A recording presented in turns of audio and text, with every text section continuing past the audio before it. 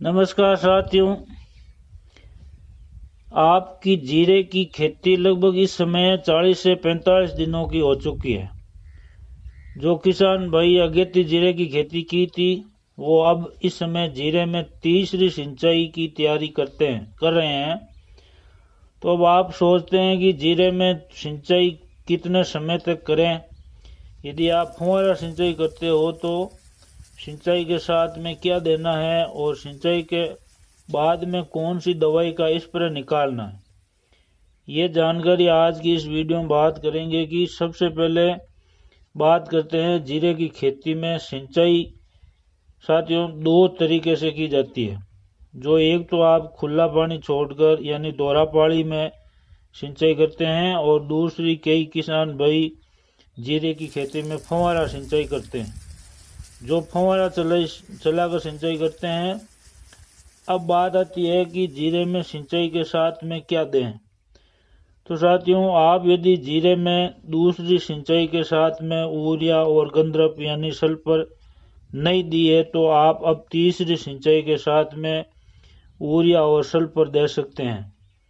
तो बात करते हैं कि यूरिया कितना देना है। और आप 1 बीघा में यूरिया 5 से 7 किलो यूरिया दे सकते हो। और इसके साथ में सल्फर दे सकते हैं। जो सल्फर दो तरह की होती है, यानी एक तो 90% WDG आती है और एक 80% WDG, दोनों में से एक सल्फर आप दे दें। और साथियों, सल्फर को यूरिया के साथ मिलाकर देनी है। और आजकल ये जो दानेदार भी सल्फर आती है, जो भी आप काम ले सकते हो, जीरे में डाल सकते हो। इन दिनों आप तीसरी सिंचाई की तैयारी कर रहे हैं तो ये काम करें।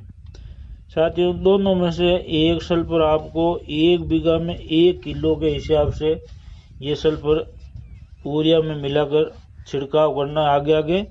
और पीछे फुहारा सिंचाई करते हो तो फुहारा चलाना है, या फिर आप दोहरा पानी से सिंचाई करते हो तो पानी चलाना है। और जीरे की यदि आप दूसरी सिंचाई के साथ में यूरिया सल्फर दे दी है तो अब सिंचाई के बाद में स्प्रे में भी आप सल्फर का घोल बनाकर स्प्रे निकाल सकते हैं।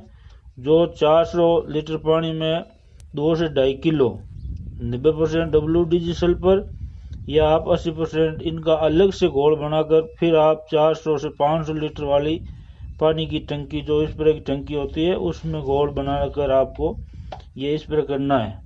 और इसी के साथ में आपको कोई भी कीटनाशक दवाई का भी छिड़काव कर सकते हैं, जिससे जीरे के फसल में आपको हरा तेला या काला मच्छर या मोइला या माऊ होता है, जो जीरे की फसल में काफ़ी नुकसान पहुंचाता है।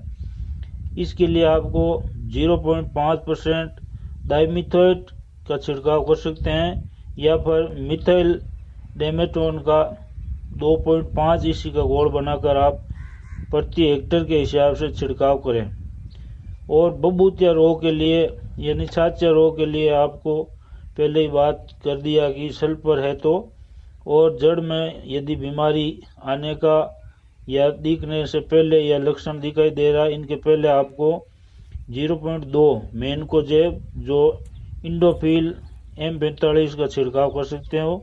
वे फफूंदनाशक दवाई के साथ में आप 1 ml साबुन का पानी या शैम्पू मिलाकर दवाई के साथ में छिड़काव करें।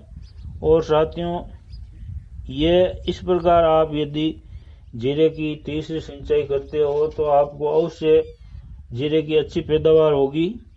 और इसी के साथ में साथियों, यदि आप नई जानकारी लेना चाहते हो तो आप हमें कमेंट कर सकते हो। और आप हमेशा नई जानकारी के लिए आप हमारे कृषि ज्ञान यूट्यूब चैनल को सब्सक्राइब करें। साथियों, वीडियो को शेयर करें, लाइक करें। धन्यवाद। राम राम साथ। जय हिंद, जय जवान, जय किसान।